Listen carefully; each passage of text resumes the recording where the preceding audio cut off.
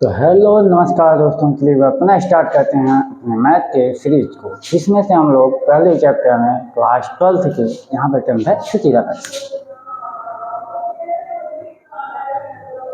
ये photo copy वाली चीज़ है यार, मतलब 0 था 2 बना लिए 12, मतलब इससे कोई दिक्कत नहीं है। फिलहाल स्टार्ट करते हैं अपने मैथ सीरीज को, जहाँ पे हम पहले चैप्टर में पढ़े थे क्लास 12 के मैथ के सिलेबस के बारे में। क्लास 12 का मैथ पढ़ना, जो क्लास 12 के मैथ पढ़ने के लिए थे, सबसे पहले यदि मैथ हम स्टार्ट करते हैं तो चैप्टर आता है नंबर सिस्टम। मतलब क्या होता है इसका, संख्या पद्धति, मतलब संख्याओं के बारे में हमको जानना होता है।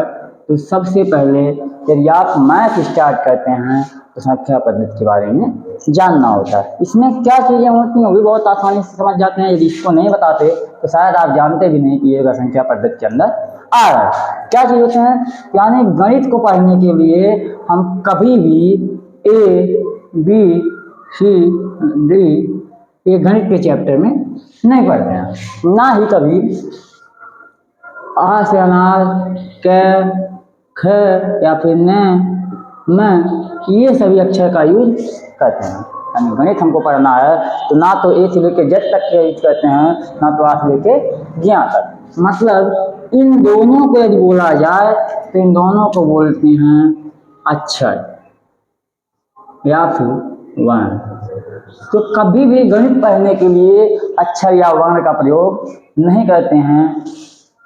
एक चीज ध्यान रखेंगे कि ये वीडियो जो बन रहा है आपको, यानी जो लेक्चर आपको मिल रहा है वो लेक्चर बहुत बेसिक से स्टार्ट हो रहा है। तो कभी भी आपको बोरिंग लगे तो एक बार 2-4 दिन सब्र करके पढ़ तरीके से।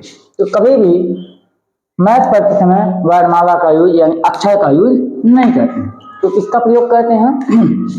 मैथ पढ़ने के लिए हमको चाहिए होता है 1, 3, 5, 2 ऐसे करके कुछ चीजें होती हैं।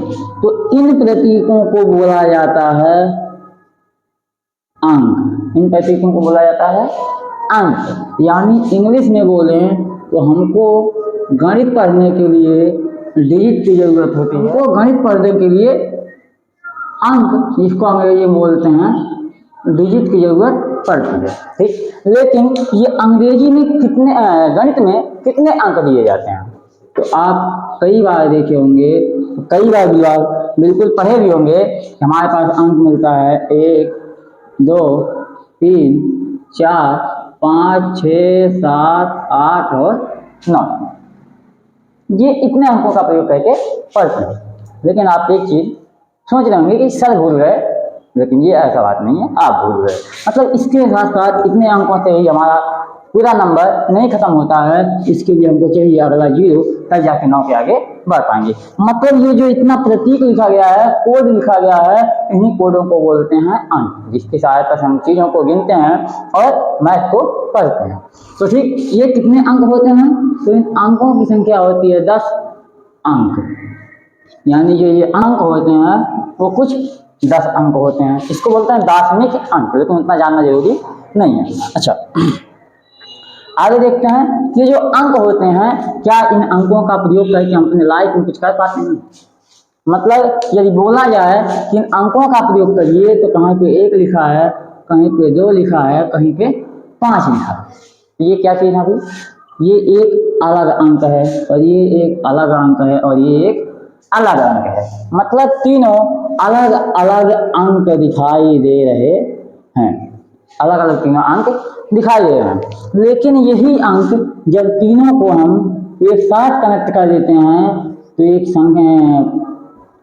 ग्रुप मिलता है, एक समूह मिलता है, जो ये था 125। पढ़ने के लिए तो आप पढ़ लेंगे 125, लेकिन इसको बोलते क्या है?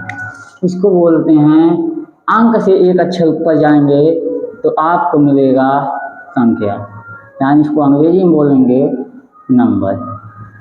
अंग्रेजी में बोलेंगे नंबर। तो अगला पहला हमको गणित पढ़ने के लिए हमको चाहिए होता है अंक, यानी 0 से लेके 9 तक। इनकी सहायता से हम जब अंकों को एक साथ मिलाते हैं, एक समूह बनाते हैं, तो इससे बनता है हमारा संख्या। यानी जब अंकों को मिलाएंगे तो बनेगा संख्या। अच्छा, मैक्सिमम कितना अंक? जितना मन करे, कोई लिमिट नहीं है। कम से कम 2 या फिर 2 से ज्यादा अंक को मिलाएंगे। क्या मिलाएंगे?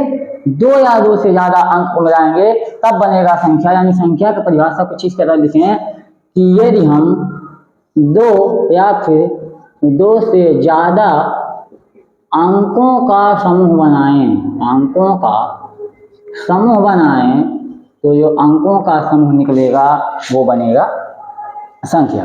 तो यहाँ तक हम पढ़ लिए हैं आखिर संख्या क्या होता है, कहाँ से आता है। अच्छा, कभी ये सोचे हैं कि आखिर गणित हम क्यों पढ़ते हैं? कभी ये सोचे हैं कि गणित हमारे लाइफ में क्या प्रयोग करता है? गणित का प्रयोग हम कभी चीजों को पढ़ने के लिए नहीं सुनते हैं, किसी चीजों को बोलने के लिए नहीं सुनते हैं। गणित का प्रयोग हम हमेशा चीजों को गिनने के लिए करते हैं। क्या करने के लिए? तो चीजों को गिनने के लिए। इसको गणित के मतलब किताबी भाषा में बोले तो चीजों की गणना करने के लिए करते हैं, मतलब काउंटिंग करने के लिए करते हैं। और ये काउंटिंग के लिए हमको सबसे पहले ये पड़ता है अंक का, और अंकों को मिलाते हैं तो बनता है संख्या। अंकों को मिलाते हैं तो बनता है संख्या। यहाँ तक हमारा कंप्लीट, कोई दिक्कत नहीं? दिक्कत तो नहीं होनी चाहिए। तो बता रहे हैं कि ये वीडियो थोड़ा बहुत लग रहा है कि आपको ये सब पढ़ा रहे हैं, काम लाइव पढ़ा रहे हैं, तो सब्र करके रखिएगा, धैर्य बना के रखिएगा, क्योंकि धैर्य जीवन को सफल बना सकता है। वरना इस दुनिया भाग दौड़ की जिंदगी में लोग हमेशा परेशान ही दिखते हैं। तो यहाँ तक हो गया हमारा संख्या। अब आगे देखेंगे, क्या संख्या को हम बांट सकते हैं? नहीं, बांट नहीं सकते। आप पढ़े हैं फिर, लेकिन बांट नहीं सकते। पढ़े हैं, एक संख्या आता है धनात्मक करके, दूसरा आता है ऋणात्मक करके, तीसरा आता है 0। ये 3 प्रकार की संख्या होंगी। इन्हीं तीनों प्रकार में आएगा कुछ पता नहीं कौन कौन सा नाम मिलता है। प्राकृतिक करके आता है, भिन्न करके आता है, ऐसे ऐसे कई नाम मिलते हैं। तो क्या हम संख्या को डिवाइड कर पाएंगे? नहीं समझ में आ रहा है तो यहाँ से देखिए, ये -2 है और ये 2 है, क्या दोनों सेम है?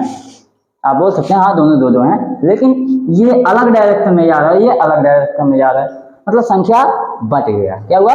संख्या बट गया। तो अगला हमारा जो पड़ेगा, अगला हेडिंग जो हमको पढ़ना पड़ेगा, अगला टॉपिक जो हमको पढ़ना पड़ेगा, वो पढ़ना पड़ेगा संख्या के प्रकार। अगला हमको पढ़ना पड़ेगा संख्या के प्रकार। तो चलिए देखते हैं संख्याओं को कितने भागों में बांट सकते हैं, संख्याओं को किस तरीके से विभाजित किया गया है, किस तरीके से उनका नामकरण किया गया है। तो चलिए मिलते हैं अगले वीडियो में। जय हिंद।